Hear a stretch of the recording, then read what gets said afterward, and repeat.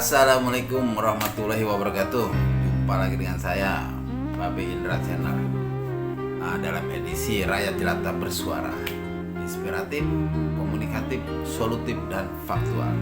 Oke guys, sesuai dengan janji saya, pada kesempatan ini saya akan membahas masalah banjir di Kota Cilegon. Bagaimana cara penanganan banjir di Kota Cilegon. Oke guys, walaupun Pak Robinsar masih belum dilantik, tapi tidak salahnya hal-hal ini kita berikan masukan kepada beliau sebagai anak muda yang sangat energik supaya bisa melakukan hal yang lebih bagi masyarakat Cilegon khususnya. Oke guys, sesuai dengan namanya Cilegon, yaitu cai atau air, dan legon. Legon itu berupa kubangan air atau legokan lah gitu, yang memang dulu mungkin banyak di daerah Cilegon ini. Seperti banyak daerah kampung yang namanya depannya kubang. Lampung, Kubang Sepat, Kubang Minyawak. Mungkin di situ banyak kubang dan banyak minyawak kali ya, mungkin gitu guys. Makanya dulu itu dinamakan Cilegon. Tapi sekarang hal itu mungkin di daerah-daerah tersebut sudah tidak ada lagi penampungan air yang memang menjadi resapan yang baik bagi kalau memang turun hujan. Oke guys, dan berawal dari situ saya ingin menyampaikan masalah banjir di Cilegon ini memang jarang terjadi sebenarnya, cuman agenda tahunan yang tidak diinginkan oleh warga Cilegon. Kita tetap bersyukur dengan adanya turun hujan, apalagi ada perusahaan yang memang kinerjanya tergantung dari turunnya hujan. Semakin air hujan banyak di waduk, maka semakin baik juga pendapatan dari usahanya. Makanya CSR masyarakatnya harus berlimpah itu, karena memang diberi rezeki dari Allah langsung berupa hujan. Begitu guys. Oke, yang berikut pertama kita data dulu di mana yang terjadi banjir. Jadi setiap daerah itu mungkin treatmentnya akan berbeda. Seperti di daerah-daerah yang mendekati laut seperti Ciwandan, banyak pabrik, atau di Lote gitu, yang memang banyak pabrik dan pinggir pantai. Mungkin di situ perlu dilakukan aliran sungai, selain dikeruk dan diperdalam dengan beko guys, juga dilakukan betonisasi. Jadi betonisasi aliran sungai diperbesar agar aliran air itu langsung menuju laut, tidak ada hambatan sampah dan lain-lain. Itu yang pertama. Yang kedua, di perusahaan itu sendiri yang besar-besar terutama, kita wajibkan untuk membuat waduk-waduk kecil di masing-masing perusahaan. Jadi mereka harus wajib punya kolam besar sebagai penampung air.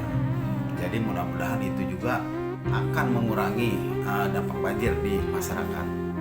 Dan yang berikut, banyak hal memang saya sampaikan tergantung dari treatment di mana air banjir itu berada, dan juga permasalahan di tempat itu. Seperti di jalur lingkar yang memang selalu tergenang.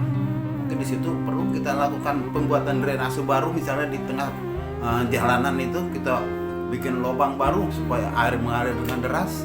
Itu bisa saja terjadi ya. Selain juga tentu drainase yang ada harus kita bersihkan, jangan sampai terjadi pengendapan tanah menjadi dangkal. Oke guys, yang berikutnya terkait banjir ini, yang paling utama adalah pembuatan sumur resapan.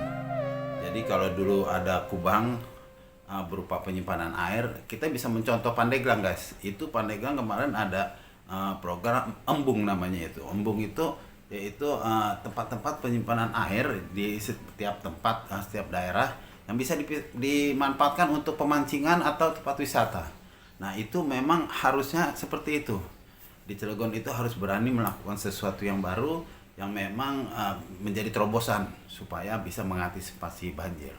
Nah selain itu juga terutama di perumahan seperti Cibeber atau perumahan-perumahan lainnya yang memang kebetulan di daerah itu datarannya rendah, itu sebaiknya kita buat sumur resapan. Sumur resapan itu seperti kubang tapi berada di dalam tanah.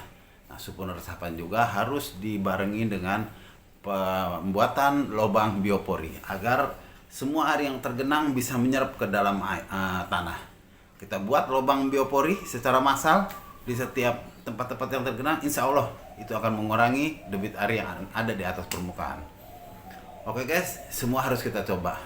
Jangan hanya berdiam diri saja menghadapi musibah yang tidak kita kehendaki. Apalagi kalau sudah terjadi banjir bandang seperti di Grogol tahun lalu. Itu memang harus ada program reboisasi massal. Kita tahu banyak gunung yang dipapas, diambil pasir dan batunya, tapi tidak ada penyadaran kembali untuk menanam pohon. Itulah yang terjadi banjir bandang. Nah, terakhir yang penting juga adalah kita harus membudayakan bank sampah. Setiap RW kita lakukan, kita buat bank sampah supaya masyarakat berpartisipasi untuk memilah-milah sampah sehingga bisa menjadi uang. Dan kalau ditabung bisa juga menjadi biaya umroh. Kalau udah banyak, daftarlah umroh ke Acutur lewat saya. Begitu guys. Oke, mungkin untuk sementara itu dulu. Mungkin banyak hal-hal yang memang perlu kita sampaikan di dalam Rakyat Jelata Bersuara. Jangan dilihat siapa yang bicara, tapi lihatlah apa yang dibicarakan. Mudah-mudahan bermanfaat untuk warga Cilegon dan khususnya Wali Kota Pak Robin Syah Fajar. Wassalamualaikum warahmatullahi wabarakatuh.